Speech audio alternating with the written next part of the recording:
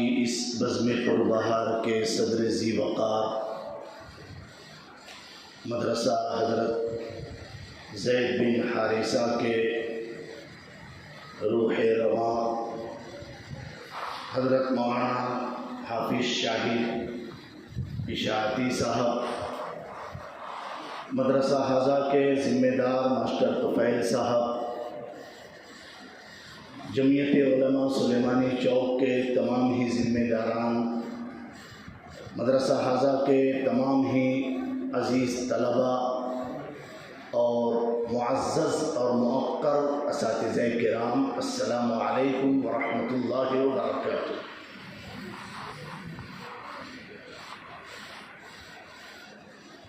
پہلے تعلیم سے تم موڑ دیے جاؤ گے، پہلے تعلیم سے تم موڑ دیے جاؤ گے، پھر کسی جرم سے تم جوڑ دیے جاؤ گے۔ ہاتھ سے ہاتھ کی زنجیر بنا کر نکلو، ہاتھ سے ہاتھ کی زنجیر بنا کر نکلو، ورنہ دھاگے کی طرح تم توڑ دیے جاؤ گے۔ عزیز طلباء، قرآن پاک کی ایک آیت ہے جس کو آپ لوگ وقتاً فوقتاً ایسی ہی مجلسوں میں سنتے ہیں یا سناتے ہیں۔ قُلْ هَلْ يَسْتَوِي الَّذِينَ يَعْلَمُونَ وَالَّذِينَ لَا يَعْلَمُونَ۔ اللہ تبارک و تعالی خود نبی پاک صلی اللہ علیہ وسلم سے ارشاد فرماتے ہوئے کہہ رہے ہیں، کیا وہ لوگ جو علم والے ہیں اور وہ لوگ جو لا علم ہیں دونوں برابر ہو سکتے ہیں؟ یہ قرآن پاک کی آیت کا مفہوم اور خلاصہ ہے۔ اور پیارے آقا صلی اللہ علیہ وسلم کی علم کی اہمیت اور فضیلت پر بہت ساری احادیث مبارکہ ہیں، لیکن وہ حدیث جو آپ کو زبان زد ہے، العلم نور، علم روشنی ہے، اور طلب العلم فریضۃ علی کل مسلم، علم دین کا حاصل کرنا فرض ہے، ضروری ہے ہر مسلمان کو۔ علی کل مسلم بول کر اس مسلم کے اندر مرد، عورت، بچے، بوڑھے، جوان، امیر، غریب، بادشاہ، رعایا، سب کے سب شامل ہو گئے۔ وہی علم دین حاصل کرنے کے لیے آپ لوگ یہاں پر آئے ہیں اور آتے ہیں۔ قرآن پاک کی ایک اور آیت ہے، شہید اللہ انہ لا الہ الا ہو والملائکہ واولو العلم۔ قرآن پاک کی اس آیت پہ ہم جب غور کرتے ہیں تو پتہ چلتا ہے کہ اللہ تبارک و تعالیٰ نے اپنی وحدانیت، اپنی ربوبیت، اپنی معبودیت کے لیے خود سب سے پہلے گواہی دی ہے کہ رب تو ایک اللہ ہے۔ شہید اللہ انہ لا الہ الا ہو، اللہ نے گواہی دی کہ مالک اور خالق، معبود حقیقی اور اللہ اور رب ہے تو کون؟ وہ صرف اللہ ہے۔ یہ اللہ نے گواہی دی۔ دوسری گواہی اللہ نے کس کی دی؟ فرشتوں کی، والملائکہ، فرشتوں نے گواہی دی۔ اور تیسری گواہی اللہ نے اگر کسی کی مانا ہے، لیا ہے، قبول کیا ہے تو وہ اولو العلم، علم والے، اہل علم، اس کی گواہی اپنی معبودیت کے لیے اللہ تبارک و تعالیٰ نے قبول کی ہے، منتخب کی ہے، پسند کی ہے، اللہ نے آپ کی گواہی کو اپنی وحدانیت کے لیے بطور خاص چنا ہے۔ یہ مقام، یہ مرتبہ، یہ پوزیشن آپ کی ہے کہ اللہ ایک ہے، اس کی گواہی کے طور پہ اللہ نے آپ کو چنا ہے۔ عزیز طلبہ، آپ روزانہ صبح، شام اور مغرب بعد اس مدرسے میں آ کر کوئی نورانی قاعدہ، کوئی پارہ امر، کوئی ناظر قرآن اور کوئی حفظ قرآن کی لازوال اور بے مثال دولت کو اپنے سینے میں اور اپنے دل اور دماغ میں سمیٹ رہا ہے۔ پوری کائنات کے اندر اللہ اور اللہ کے نبی صلی اللہ علیہ وسلم کے نزدیک کوئی بہت بلند بالا ہے، کوئی بہت اہمیت اور فضیلت کا حامل ہے۔ اللہ کے نزدیک اگر کوئی بہت بڑی ہستی ہے تو خیرکم من تعلم القرآن وعلمہ، تم میں سب سے بہتر وہ ہے جو قرآن پاک کو پڑھے یا پڑھائے، قرآن پاک کو سیکھے یا سکھائے۔ پوری کائنات میں، پوری روئے زمین پر اس طبقے سے زیادہ بلند بالا اور کوئی طبقہ اللہ اور اللہ کے نبی صلی اللہ علیہ وسلم کے نزدیک نہیں ہے۔ اسی لیے اللہ کے نبی صلی اللہ علیہ وسلم کی ایک اور حدیث ہے کہ اقرأوا القرآن بلحون العرب، تم قرآن پاک کو عربوں کے لہجے میں پڑھو۔ عربی لب و لہجہ جیسا عرب پڑھتے ہیں اس لب و لہجے میں تم قرآن پاک کو پڑھو۔ کیوں؟ قرآن عرب میں نازل ہوا ہے، قرآن عربی میں نازل ہوا ہے، تو جتنا اچھا عرب والے پڑھ سکتے ہیں کوئی دوسرا پڑھ نہیں سکتا۔ اس لیے اللہ کے نبی صلی اللہ علیہ وسلم نے بطور خاص یہ ارشاد فرمایا اقرأوا القرآن بلحون العرب، عربوں کے لب و لہجے میں یہ قرآن پڑھو۔ آگے اللہ کے نبی صلی اللہ علیہ وسلم ارشاد فرما رہے زینوا القرآن باصواتکم، اپنی آواز کے ذریعے، اپنے لب و لہجے کے ذریعے، اپنی آواز کی لطافت عمدگی کے ذریعے تم قرآن پاک کو زینت بخشو، ہے نا؟ قرآن پاک بہت مزین ہے، قرآن پاک کی شان بڑی اعلیٰ عرفہ ہے، لیکن کام ہمارا بن جائے گا کہ اس قرآن پاک کو پڑھنے پڑھانے کا جیسا حق ہے اگر ہم نے اس میں پہل کی تو ہمارا بیڑا پاک ہو جائے گا۔ جمعیت علماء سلیمانی چوک کے زیر اہتمام ہر سال دینی تعلیمی بیداری کے عنوان سے شہر مالیگاؤں کی مختلف مساجد میں 10-15 پروگرام ہوتے ہیں۔ آج اسی پروگرام کی یہ 5ویں کڑی ہے جو مدرسہ حضرت زید بن حارثہ کی اس نشستگاہ میں منعقد ہوگا۔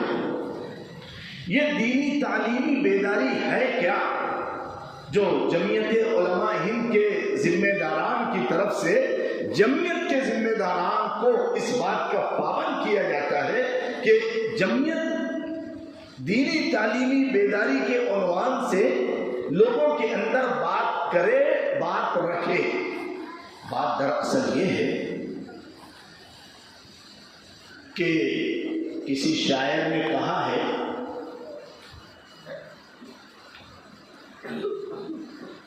حیرت ہے کہ تعلیم و ترقی میں ہے پیچھے،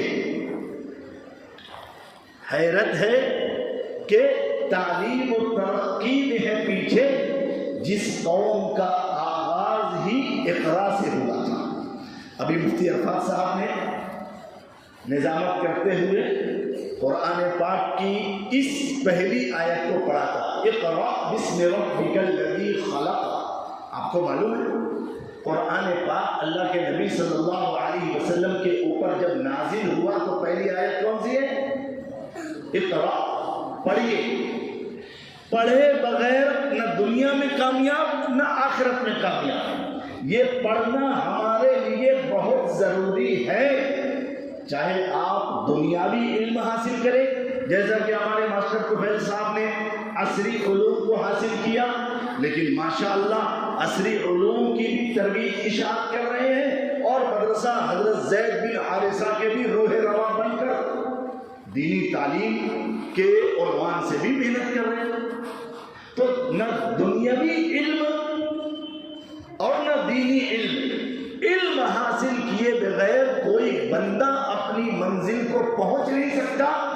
سرخروئی، سرفرازی، کامیابی، کامرانی کی منزل کو وہ پا نہیں سکتا. اس لیے کہا ہے اقرا، پڑھیے.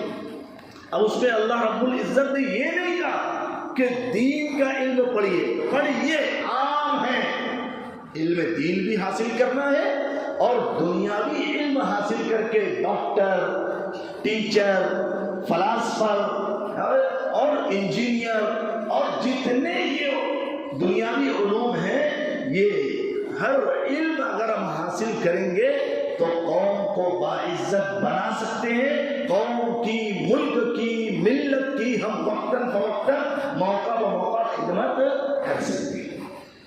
اللہ رب العزت نے آپ لوگوں کو اس مدرسے میں یکجا کیا ہے، جمع فرمایا ہے. بہت خوش قسمت، بڑے خوش نصیب ہیں آپ کہ زمانہ طالب علمی میں آپ لوگوں کے اوقات کا صحیح استعمال آپ کے اپنے اس مدرسے کے ذمہ داران بولو، یا آپ کے اپنے سرپرست والدین بولو، یا آپ کے اپنے والیان بولو، یہ آپ کا بچپن صحیح طریقے سے بنا کر آپ کی جوانی اور آپ کا مستقبل سنوارنا اور سدھارنا چاہتے ہیں.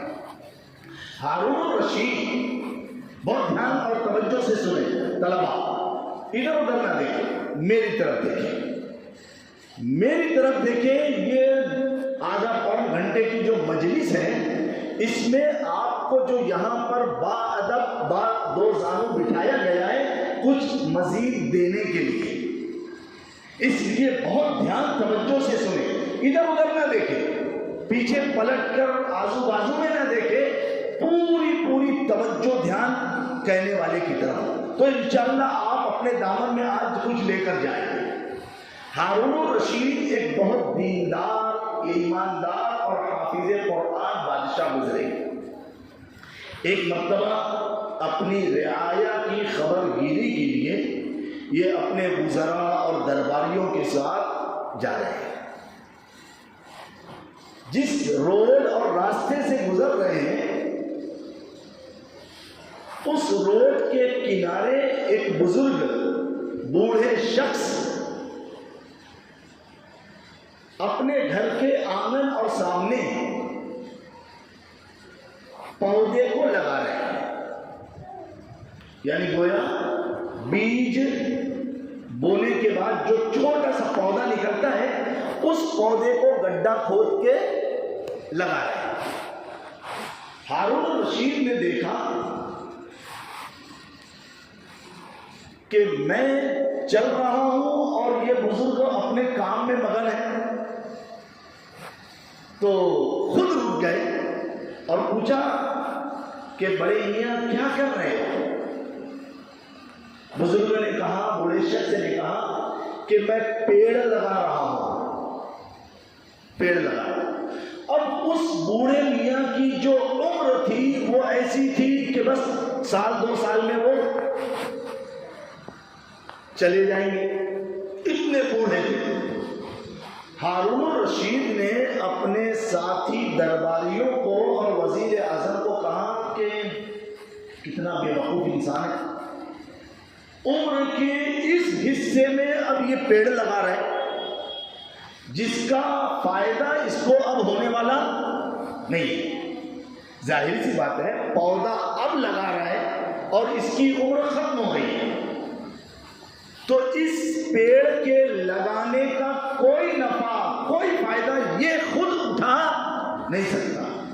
یہ بات جیسے ہی بادشاہ نے اپنے وزراء اور درباریوں اور سپاہیوں کو کہا اس بوڑھے شخص نے سن لیا.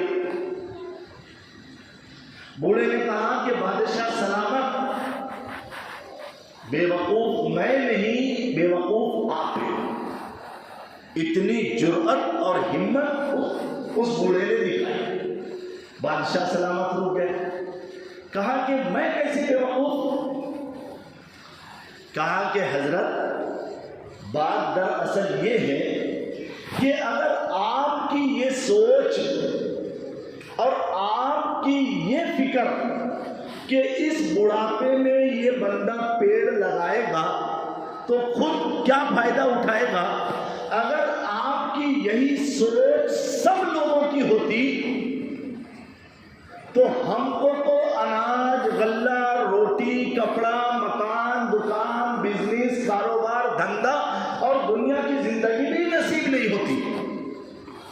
اگر یہ سوچ جو آپ کی ابھی ہے یہ سب کے اندر رہتی تو آج ہم کو جو غلہ مل رہا ہے یہ کس کی وجہ سے مل رہا ہے؟ یہ ہمارے پہلوں نے کھیت کھلیان میں محنت کی، کسانوں نے اپنی زندگیاں کھپائی تو ہم غلہ، اناج، روٹی کھا رہے ہیں. اگر وہ بھی یہ سوچ لیتے کہ یار یہ بیج بونے کا، یہ پودا لگانے کا، یہ درخت اگانے کا فائدہ کیا ہم تو اٹھا نہیں سکتے فائدہ، تو یہ سوچ رکھنے والا بے وقوف ہے کہ نہیں؟ بادشاہ سلامت نے کہا بے شک میں واقعتاً اور حقیقتاً بے وقوف. بادشاہ سلامت کو اس کی یہ بات بڑی پسند آئی. بادشاہ سلامت نے اپنے وزیر کو کہا کہ اس کو 10,000 روپیہ انعام کے طور پر دے دو.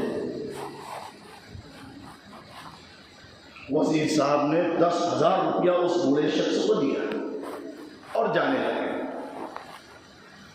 بوڑھے نے کہا کہ حضرت بادشاہ سلامت رک جائیے،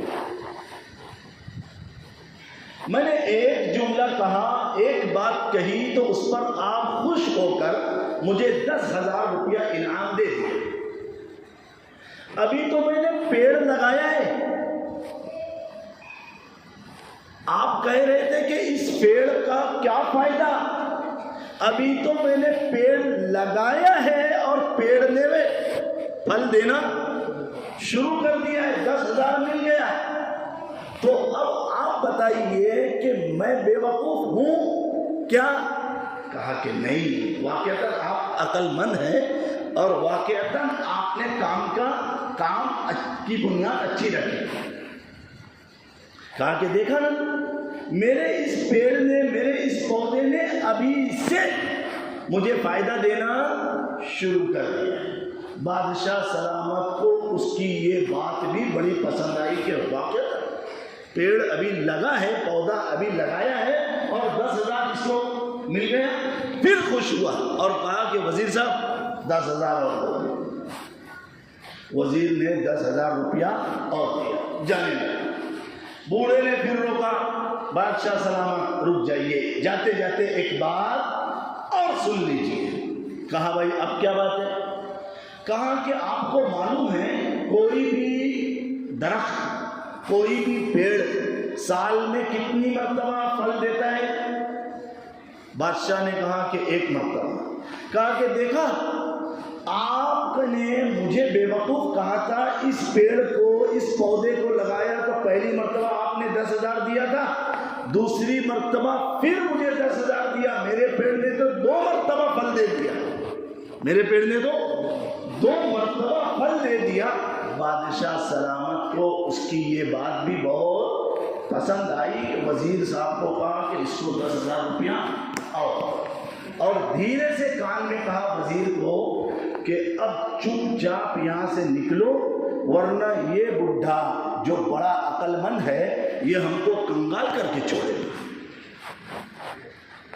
اس واقعے سے ہمیں عبرت اور نصیحت اور سبق یہ ملتا ہے کہ ہمارے جو بڑے ہیں، آپ کے والدین، آپ کے سرپرست، آپ کے یہ اساتذہ، آپ کے مسجد اور مدرسے کے یہ ذمہ داران، یہ آپ کے مستقبل کو سنوارنا چاہتے ہیں.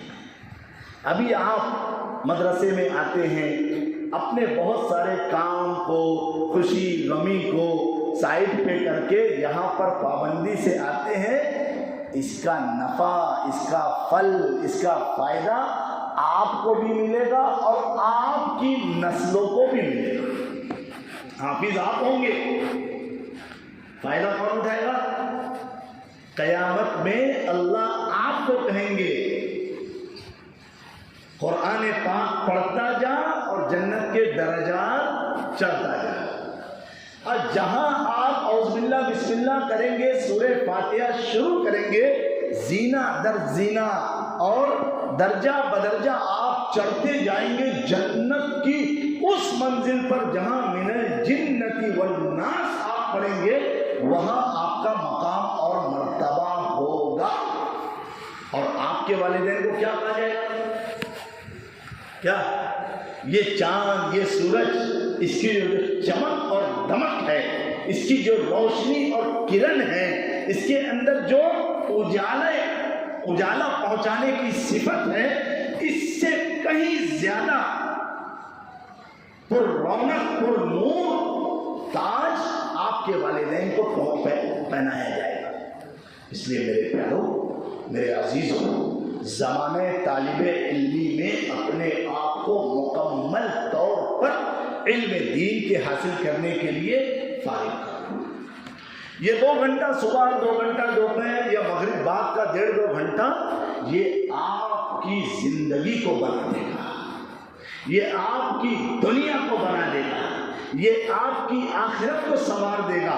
آپ کو دونوں جہاں کی کامیابی اگر مل رہی ہے، کس سے؟ العلم نور، علم روشنی ہے۔ جیسے اندھیرا اور اجالا دونوں ایک جگہ جمع نہیں ہو سکتے، ایسے ہی کامیابی اور ناکامی ایک جگہ رہ نہیں سکتے۔ یا تو آپ علم دین حاصل کر کے کامیاب ہوں گے، یا تو آپ دین کا علم نہیں سیکھ کر ناکام ہو جاؤ گے۔ آج دنیا میں کسی کا بول بالا ہے، کسی کا ڈنکا بجتا ہے تو وہ اہل علم کا ہے، چاہے دنیا کے اعتبار سے وہ علم والے ہوں، چاہے دین کے اعتبار سے وہ علم والے ہوں، بہرحال ان کے علم ان کو بلندی، عروج، عزت، منفعت اور ہر طرح کی بالادستی نصیب کرتا ہے۔ اس لیے آپ ان اوقات میں جو آپ کو ملا ہے اس کی قدر کریں۔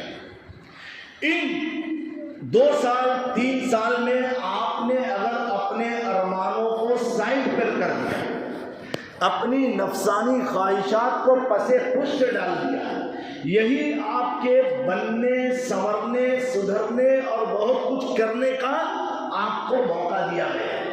جو طالب علم بچپن میں کچھ نہیں کرتا، اس کو پھر بڑے ہو کر بہت کچھ کرنا پڑتا ہے، اور جو طالب علم میں زمانے طالب علمی میں کچھ کر لیا، اب یہ ٹھاٹ سے صرف گدا نشین ہو کر، کرسی پر براجمان ہو کر اور عہدہ اور منصب سنبھال کر یہ صرف حکمرانی کرے گا اور راج کرے گا۔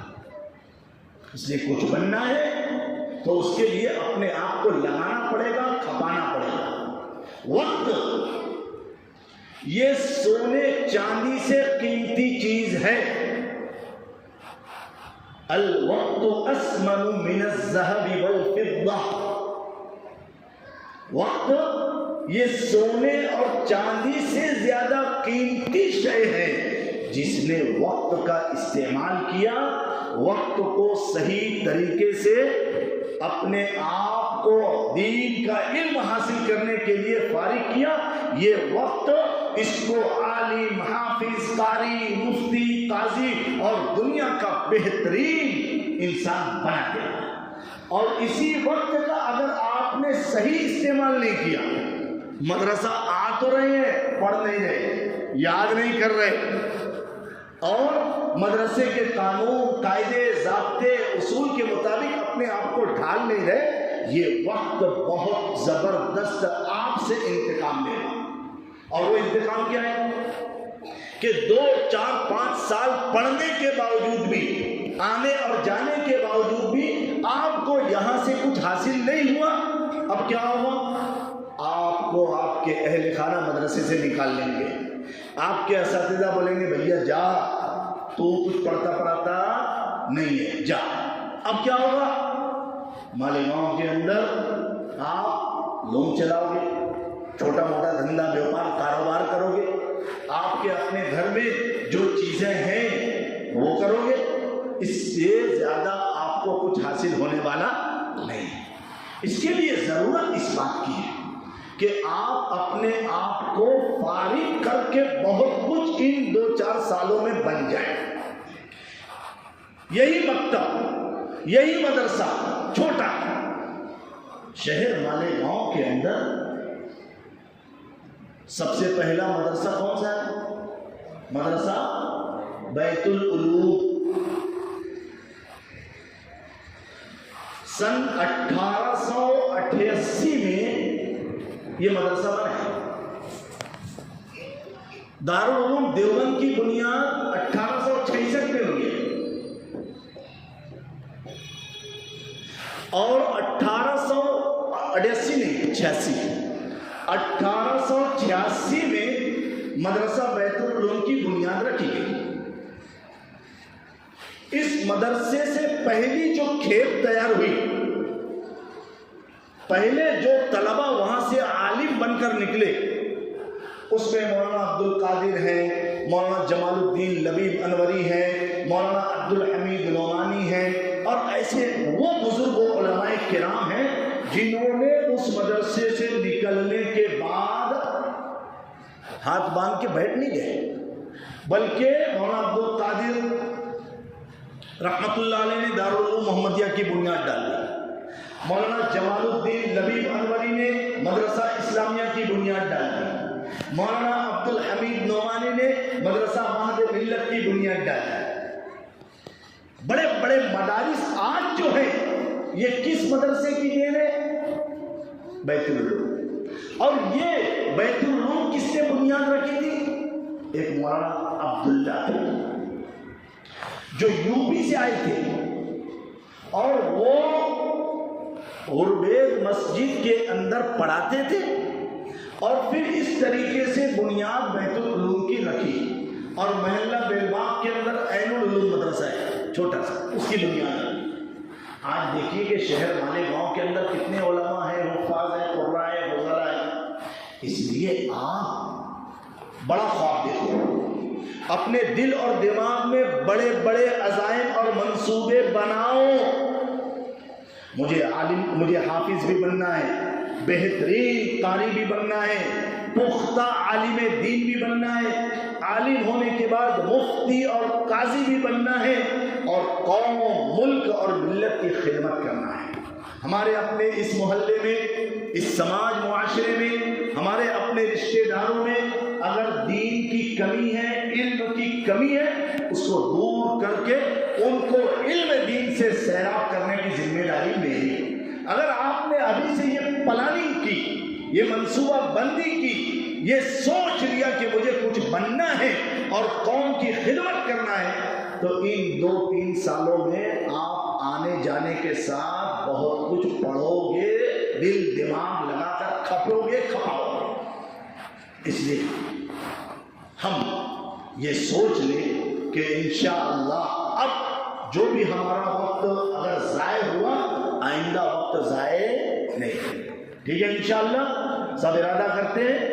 جمعیت علماء سلیمانی چوک کے ذمہ داران جو یہاں تشریف فرما ہے، یہ قابل مبارکباد ہے کہ وہ شہر مالیگاؤں کی مختلف مساجد، مختلف علاقوں کے اندر دینی تعلیمی بیداری کے عنوان سے امت کے اندر علم دین کی یا علم کی اہمیت کو اجاگر کرتے ہیں، اور ان بچوں کے ذریعے سے علم کی شمع کو روشن کرنے کا کام کرتے ہیں۔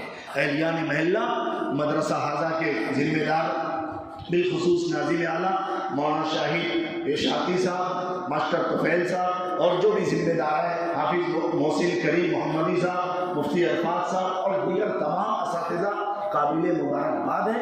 اللہ ان تمام طلباء کو، آپ اساتذہ کو، آپ ذمہ داران کو بہت بہت شرف قبولیت بخشے۔